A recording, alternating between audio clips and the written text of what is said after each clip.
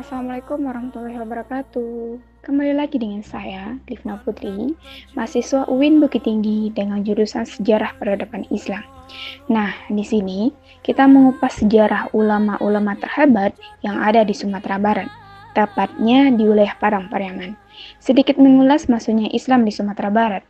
Sudah ada pada abad ke-15, di mana awalnya dibawa oleh saudagar India, berlayar melalui lintasan perairan bagian utara Sumatera Barat Padang Pariaman. Pariaman adalah surga ulama, artinya banyak ulama-ulama lahir di Pariaman. Seperti ulama Minangkabau yang lahir di Pariaman, salah satunya Tuanku Buya Saleh. Syekh Kiramatullah, Tuanku Saleh. Siapa sih yang tidak kenal dengan ulama ini? Yang banyak kontribusinya terhadap masyarakat Pariaman. Beliau ini banyak dimuliakan, bahkan foto Tuanku Saleh banyak dipajang di rumah-rumah makan Padang dan setiap rumah masyarakat Pariaman. Bagi masyarakat Pariaman, foto beliau dipajang untuk memberkahi hidup orang Pariaman, untuk melancarkan rezeki dan kesembuhan lain sebagainya. Baiklah, di sini kita mulai dari biografi Tuanku Saleh.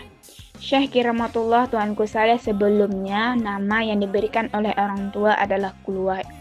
Dan orang Pariaman banyak memanggil dia dari masa kecil yaitu Dawai. Beliau anak dari Tuneh, memiliki 5 saudara. Beliau ini anak pertama dari 4 saudaranya. Dikenal dengan Saleh bukanlah nama asli dari beliau. Nama Saleh ini diberikan oleh gurunya yang bernama Syekh Haji Muhammad Yatim. Beliau dari kecil sudah menimba ilmu agama berumur 11 tahunan. Pada usia belasan tahun, beliau merantau untuk belajar ilmu tarekat kepada Syekh Muhammad Yatim, Tuanku Muda Badang di Surokalampalan, Ampalu Tinggi. Budi perketinya yang santun membuat Kuluwai diberi gelar Saleh oleh gurunya. Saleh artinya anak yang saleh, sedangkan Ungku adalah panggilan untuk guru ngaji. Gelar inilah yang melekat sepanjang hayat pada dirinya, sedangkan gelar keramat diberi oleh masyarakat Pariaman pada masa agresi militer Belanda pada tahun 1945 sampai 1946. Masuk ke negeri Sungai Saria, banyak masyarakat setempat berlindung di Suro Saleh. Dikatakan kiramat di saat militer Belanda tidak sanggup melawan Tuanku Saleh sampai ditangkap dan dipenjarakan di Cincin. Ada tempat markas besar Belanda. Tuanku Saleh sampai ditembak mati, tapi peluru tersebut tembus dan tidak meninggalkan jejak sedikit pun. Kekeramatan ini membuat orang Belanda kewalahan. Ungku Saleh juga ditangkap, kabarnya walaupun dikurung dalam sel bila waktu salat tiba, ia bisa keluar menembus jeruji besi setelah salat masuk kembali tanpa membuka pintu sel besi. Tuanku Saleh meninggal pada tanggal 3 Agustus 1974 dan dimakamkan di suraunya. Karena semasa hidup Angku Saleh pernah berwasiat jika ia meninggal agar dikuburkan di suraunya. Makam yang terkenal di Korong Lareh dan Panjang, Nagari Sungai Saria, orang Pariaman menyebutnya Kubah Syekh Tuanku Saleh. Ungku Saleh adalah penganut mazhab Syafi'i yang dikenal dengan tokoh penyiar agama Islam di Pariaman dan Sumatera Barat. Ajaran disampaikan Tuanku Saleh bisa dipahami oleh semua kalangan masyarakat, yaitu tarikat Satariyah dan kemakmuran dengan kata lain Saiyu Sakato. Tuanku Saleh penyair dan penyiar agama Islam, dari syair-syairnya membuat masyarakat terkesima dengan yang disampaikan. Seperti kata Saiyu Sakato, ada sebuah kisah di kala itu masyarakat setempat banyak minta doa dan solusi agar setiap masalahnya dilancarkan. Saat itu, sawah-sawah penduduk Sungai Saria dilanda wabah tikus. Banyak padi-padi mereka punah sama tikus sehingga mereka minta bantuan kepada Tuanku Saleh.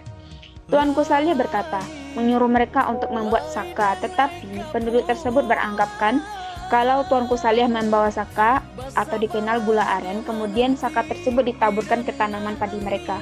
Namun padi tersebut malah mengundang banyak tikus. Akhirnya masyarakat tadi kembali ke rumah Tuanku Saleh dan berkata, Tuanku, semakin banyak tikus tuanku.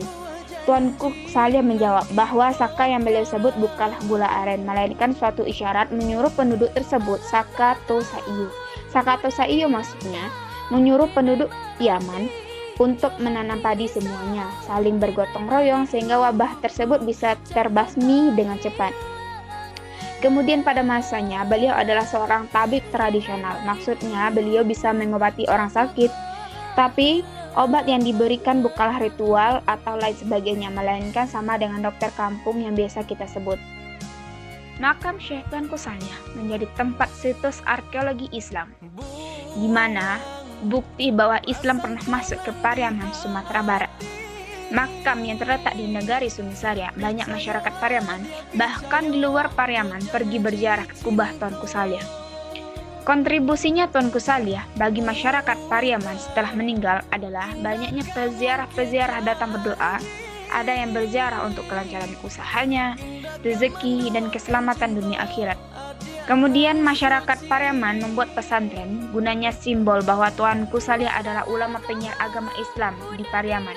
Pesantren yang diberi nama Yayasan Syekh Buya Ungku Saleh diresmikan oleh Bupati Padang Pariaman Dr. Andes Muslim Kasim pada tahun 2004. Kemudian dalam kacamata Islam, berziarah atas dasar meminta keselamatan dunia akhirat dan minta kelancaran rezeki, hal ini sangat dilarang dalam Islam. Jika berdoa ke makam yang dianggap keramat artinya termasuk syirik, karena meminta untuk keselamatan dunia akhirat hanyalah kepada Allah Subhanahu wa Ta'ala semata.